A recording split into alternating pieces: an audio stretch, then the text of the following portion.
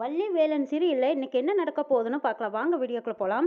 முத்து ஓடி வராங்க. அண்ணே, நீங்க வள்ளியும் வேலனையும் பிரிக்கிறதுக்காகத்தான் இந்த மாதிரி ஏதோ ஏற்பாடு பண்ணிட்டு இருக்கீங்கன்னு மீடியாவில் யாரோ தகவல் கொடுத்து மீடியாக்காரங்க எல்லாரும் வெளியில வெயிட் பண்ணிட்டு இருக்காங்க. டிவி பிரேக்கிங் நியூஸ்லயும் அதுதானே ஓடிட்டு இருக்கு. நானே அதை பார்த்துட்டு தான் மிரண்டு போய் பதறி அடிச்சு ஓடி வந்துட்டு இருக்கேன். நீங்களும் அதை உண்மையாக்கிடுவீங்க போல இருக்குன்னு கேக்குறாங்க முத்து.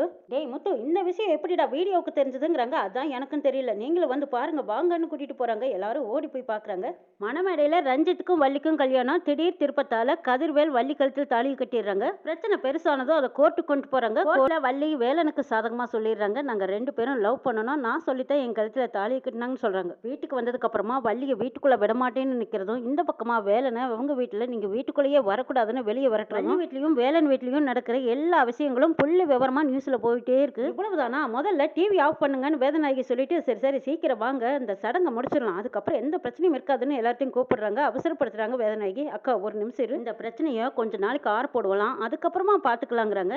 என்ன பரத்தணும், இவ்வளவு தூரம் ஏற்பாடு பண்ணிட்டு இப்போ இப்படி சொல்றீங்கிறாங்க. ஆமாக்கா, நான் சொல்றதான் சரி, நீ கொஞ்சம் இரு, இதை சிஎம் கூப்பிட்டாரு, நான் ஃபோன் பேசிட்டு வரேன்ட்டு போறாங்க. சிஎம் ரத்தனத்துக்கு ஃபோன் பண்ணி, என்னையா நடக்குது உன் வீட்டில், எல்லா மீடியாக்காரங்களும் கிள்ளின்னு கிளிக்கிறாங்க, உன்னால நான் மீடியாவுக்கு பதில் சொல்ல வேண்டியதா இருக்கு. உன் பொண்ணு கோர்ட்ல சாட்சி சொன்னதுக்கு அப்புறமா சரி, இதுக்கப்புறம் பிரச்சனை முடிஞ்சிருக்கும்னு நினைச்சாலும் பிரச்சனையை கலப்பி இருக்கிறீங்க. வேலையும் வள்ளியும் சேர்த்து வைக்கிறதா தானே நீ சொன்ன. இப்போ என்ன வேலையும் வள்ளியும் பிரிக்கிறதுக்கான ஏற்பாடு நடந்துட்டு இருக்கு. இங்க பாரியா, வேலனும் வள்ளியும் லவ் பண்ணி கல்யாணம் பண்ணிக்கிட்டாங்கன்னு தமிழ்நாடு பூரா தெரிஞ்சு போச்சு. எல்லா காலேஜ்லயும் அவங்களோட காதலை கொண்டாடிக்கிட்டு இருக்காங்க. இந்த நேரத்துல நீ அவங்க ரெண்டு பேர்த்தையும் பிரிச்சு வச்சுட்டீங்கன்னா நம்ம கட்சியோட மதிப்பு மரியாதை ஏன் நம்மளுக்கு இருக்கிற கௌரவம் எல்லாமே கெட்டுப்படுமியா. நம்ம காலேஜ் ஹோட்டல்லாம் மறுபடியும் வாங்கவே முடியாது. நான் சொல்ற மாதிரி நீ கேளு. முதல்ல வள்ளியும் வேலனையும் சேர்த்து வச்சு பிரஸ் மீட்டிங் வச்சிரு. அவங்க ரெண்டு பேரும் சேர்ந்துட்டாங்கன்னு சொல்லி ஒரு முற்றுப்புள்ளியை வச்சிருக்கியா.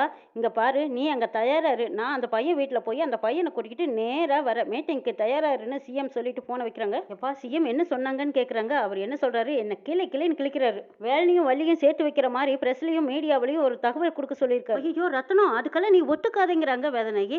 அக்கா, என்னால தலைவர் பேச்ச மீற முடியாதுக்காங்கிறாங்க.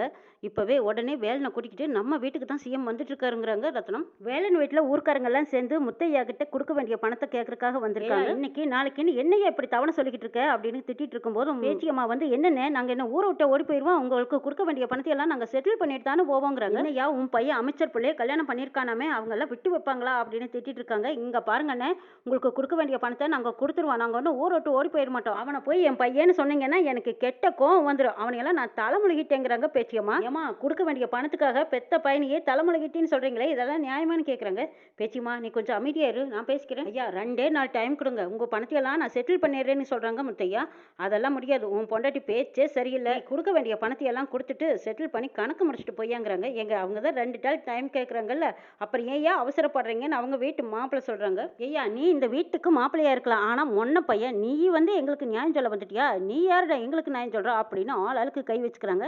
அங்க ஆட்டோ ஒன்று வந்து நிக்குது, அதுல இருந்து வேலன் வராங்க. என்னது வீட்டுக்கு முன்னாடி இவ்வளவு சண்டையா இருக்கு அப்படின்னு வந்து பார்த்ததும், அண்ணாச்சி என்னென்ன இது, என்ன வீடு வரைக்கும் வந்து இப்படி சண்டை போட்டுட்டு இருக்கீங்க, உங்களுக்கு எவ்வளவு கொடுக்கணும், அதான் நான் கொடுக்குறேன்னு சொன்னேன்ல, திரும்ப வந்து வீடு வந்து பிரச்சனை பண்றீங்க, உங்களுக்கு எவ்வளவு பணம் கொடுக்கணுமோ அதை நான் செட்டில் பண்றேன்னு சொல்லி அவங்களுக்கு எவ்வளவு கொடுக்க வேண்டிய பணத்தை எல்லாம் கொடுத்துட்டு இருக்காங்க வேலன். முத்தையா வேலன் கிட்ட ஏதுப்பா இவ்வளவு பணம்னு கேட்கறாங்க. பைக்கை விட்டுட்டேங்கிறாங்க. என்ன உனக்கு அந்த பைக்கு அவ்வளவு பிடிக்குமே, அதையா வித்தேன்னு கேட்குறான் ஆனந்தி. ஆமாம்மா, இன்னும் கொஞ்சம் மீதி பணம் இருக்கு, இது வீட்டு செலவுக்கு வச்சுக்கோங்கன்னு பேச்சியம்மாட்ட கொடுக்கும்போது பேச்சியம்மா மூஞ்சி திருப்பிக்கிறாங்க. அப்பா இந்தாங்க, இந்த பணத்தை வீட்டு செலவுக்கு வச்சுக்கோங்க, ஆனந்தி நீ ஒன்றும் கவலைப்படாத, நான் இருக்கேன் அப்படின்னு சொல்லிட்டு வேலன் அங்கிருந்து போறாங்க. ரேணுகாவோட அப்பா அம்மா கார்த்தி 3 பேர் வராங்க. என்னையா அது, டெய்லி என் வீட்டுக்கு முன்னாடி ஏதோ ஒரு கூட்டத்தை கூட்டி பிரச்சனை பண்ணிட்டே இருக்கேன், இங்க பாரியா, இது எங்களுக்கு கேவலமாகவும் அசிங்கமாகவும் இருக்கு, இன்னும் ஒரே ஒரு வாரம் தான் உனக்கு டைம் கொடுக்குறேன், சீக்கிரமா வீட்டை காலி பண்ணல, அப்புறம் நான் பொல்லாதவனா இருப்பேன்னு சொல்லி சத்தம் போடுறாங்க. முத்தையாவை கண்டபடி திட்டிட்டு இருக்காங்க ரேணுகாவோட அப்பா. அப்பதான் சிஎம் வந்து நிக்கிறாங்க. சிஎம் வரும்போது அவங்க பின்னாடி ஏகப்பட்ட கூட்டத்தோட வந்து நிக்கிறாரு. ஐயா, அவங்கள பார்த்ததும் ஒரு கும்பிடு போட்டு ஒரு சேர் எடுத்து போடுறாங்க. அவங்களும் சௌகரியமா சாவகாசமா உட்காந்துருக்காரு. வேலனை பாக்குறதுக்கு வந்திருக்கேங்கிறாங்க. உடனே முத்தையா வேலனுக்கு போன் பண்ணி சீக்கிரம் வீட்டுக்கு வாடான்னு கூப்பிடுறாங்க. அக்கம் பக்கத்து வீட்டுக்காரங்க எல்லாரும் வாய் மேல கை வைக்கிறாங்க. அடே அப்பா, வேலனை தேடி சிஎம்ஏ வீட்டுக்கு வந்திருக்காரு அப்படின்னு நினைக்கிறாங்க. வேலன் கிட்ட பேசி வேலனை சமாதானம் பண்ணி இப்ப சிஎம்ஏ ரத்ன வீட்டுக்கு கூட்டிட்டு போறாங்க. இதை பார்த்துட்டு ஓடி வந்த ரேணுகா, என்னாச்சு வேலனை எதுக்கு கூட்டிட்டு போறாங்கன்னு கேக்குறாங்க. அடியே, இவ்வளவு நேரமா நீ எங்கடி போன, சிஎம்ஏ வீடு வந்து வேலனை கூட்டிட்டு போறாங்கடிங்கிறாங்க. அப்படியா கதை? ஆஹா, நாம அனுப்பிச்ச வீடியோ இப்ப நல்லா ஒர்க் அவுட் ஆயிருச்சுன்னு நினைச்சிட்டு இருக்காங்க ரேணுகா. ரேணுகா சிரிச்சுக்கிட்டே போறாங்க. ஏண்டி நீ எதுக்கடி சிரிக்கிற? இது நல்லதுக்கா கெட்டதுக்கா ஒன்றும் புரியல. இவனை எதுக்கு இப்ப கூட்டிட்டு போறாங்க? சேர்த்து வைக்க போறாங்களா இல்ல அவனை நல்லா அடிச்சு நொறுக்க போறாங்களா தெரியலையே. இவன் பண்ணின தப்புக்கு பெரிய இடத்துல இவனை சும்மா விடுவாங்களா? கைய காலை முறிச்சு கண்டிப்பா வெளியே அனுப்புவாங்க. அதுக்கு தானே இந்த வீடியோவையே நான் வெளியிட்டேன்னு நினைச்சுக்கிட்டு சந்தோஷமா இருக்காங்க ரேணுகா. முத்து ரத்தனத்துக்கிட்ட இப்ப சிஎம் வேலனை கூட்டிட்டு வராங்க. மீடியாக்காரங்க எல்லாம் வெளியில நிக்கிறாங்க. அதுக்கேற்ற மாதிரி நீங்க பேசுங்கன்னு சொல்றாங்க. இங்க பாரு ரத்தனம், என்ன நடந்தாலும் சரி சிஎம் பேசுறதுக்கெல்லாம் நீ ஒத்துக்கவே ஒத்துக்காதேங்கிறாங்க வேதநாயகி. வேதநாயகி சொன்னதுக்காக சரின்னு சொல்லிக்கிட்டு இருக்காங்க ரத்னவே. சிஎம் வேலனை கூட்டிட்டு வர்றாங்க. பிரஸ் மீடியா இவங்க எல்லாரும் ஓடி போய் வேலையும் வள்ளியும் பிரிக்க பாக்குறாங்களே, இது நியாயமா சார்? அப்படித்தானா அப்படின்னு கேக்குறாங்க.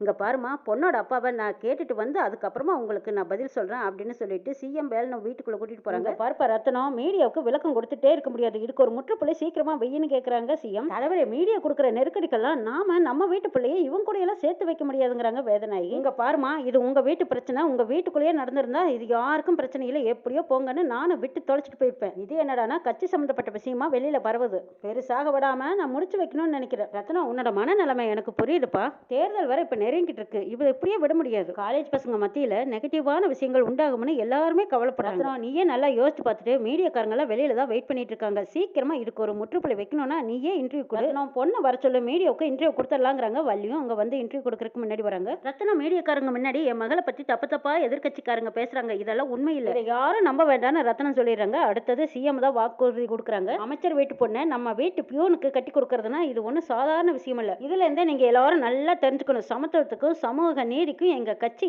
எவ்வளவு ஒரு சம்பந்தப்பட்டிருக்குன்னு உங்க எல்லாத்துக்குமே தெரிஞ்சிருக்கும். எதிர்கட்சிக்காரங்க வேணும்னே குற்றச்சாட்டு சொல்றாங்க, இதையெல்லாம் யாரும் நம்ப வேண்டாங்கன்னு சிஎம் எல்லார்கிட்டையும் கேட்கறாங்க. அப்ப ஏன் சார் தனித்தனியா பொண்ணையும் மாப்பிளையும் பிரிச்சு வச்சிருக்கீங்கன்னு கேட்கறாங்க செய்தியாளர். சார், திடீர்னு நீங்க மீட்டிங் போட்டதுனால மக்களை திசை திருப்பறதுக்கு இப்படி ஒரு மீட்டிங் போட்டிருக்காங்கன்னு எதிர்கட்சிக்காரங்க சொல்றாங்களே, அது ஏன் சார்? அதை பத்தின உங்க கருத்து என்னங்கிறாங்க. சிஎம் கிட்ட ஒரு ஐடியா கொடுக்குறாங்க, ஏற்கனவே ரெஜிஸ்டர் பண்ணிட்டாங்கன்னு சொல்லிடுங்க தலைவரேங்கிறாங்க. ஆமாப்பா, இதுக்கு ஒரு முற்றுப்புள்ளி வச்சு இந்த பிரச்சனை இதோட முடிக்கணும்னா நீ சொல்றதான் கரெக்ட்னு சொல்லிட்டு சிஎம் எல்லாரும் முன்னிலையிலையும் சொல்லிடுறாங்க. இப்பவே உங்க முன்னிலையில இவங்க 2 பேத்துக்கும் ரெஜிஸ்டர் பதிவு பண்ண போறோம்னு சொல்றாங்க. இதை கேட்டதும் வேதநாய்க்கு மூஞ்சில ஆடல அப்படியே திருன்னு பாக்குறாங்க. இதுக்கு நானே சாட்சி கையெழுத்து போட்டு இந்த திருமணத்தை நடத்தி வைக்கிறேன்.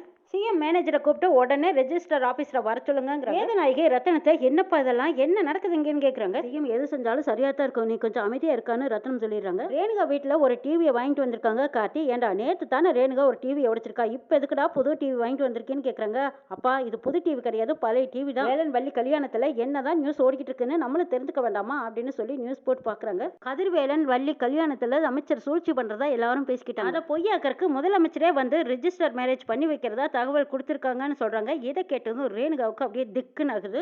உங்க முன்னிலையில நானே அவங்களுக்கு 2 பேத்துக்கும் சாட்சி கையெழுத்து போட்டு பதவி திருமணம் பண்ணி வைக்கிறேன்னு சிஎம் வாக்கு கொடுக்குறாங்க. கேட்டதுமே ரேணுகாவோட அம்மா குதின்னு குதிக்கிறாங்க. அடி பாவி, நீயே உன் தலையில மண்ணள்ளி போட்டுக்கிட்டியடி, எதுக்கடி அந்த வீடியோவை சிஎம்க்கு போக வரைக்கும் அனுப்புனேன்? ரேணுகா, உனக்கு எதுக்கடி இந்த தேவையில்லாத வேலை? இப்ப பாத்தியா, உன்னால நீ நினைச்சு பார்க்க முடியாத அளவுக்கு அந்த வேலன் போயிட்டான், தலையில நீயே மண்ணு வாரி கொட்டிக்கிட்டியே, அவனுக்கு நல்ல வழி காட்டிட்டியேன்னு சொல்லி பேசிட்டு இருக்காங்க. இப்ப எதுக்குடா நீங்க 2 பேரும் சேர்ந்து ரேணுகாவை திட்டுறீங்கன்னு உங்க அப்பா கேட்கறாங்க. எல்லாம் இவ பண்ணின வேலை தான், இவ தான் அந்த வீடியோவை வெளியிட்டு இருக்கா. இவ அனுப்பின வீடியோவை பார்த்துட்டு சிஎம் இறங்கி வந்து இப்ப அவங்க 2 பேத்துக்கும் ரெஜிஸ்டர் கல்யாணம் பண்ணி வைக்க போறாங்க. அடி பாவி, இது சாதாரணமா முடியிற விஷயத்த சிஎம் வரைக்கும் காது கொண்டு போனது நீதானா?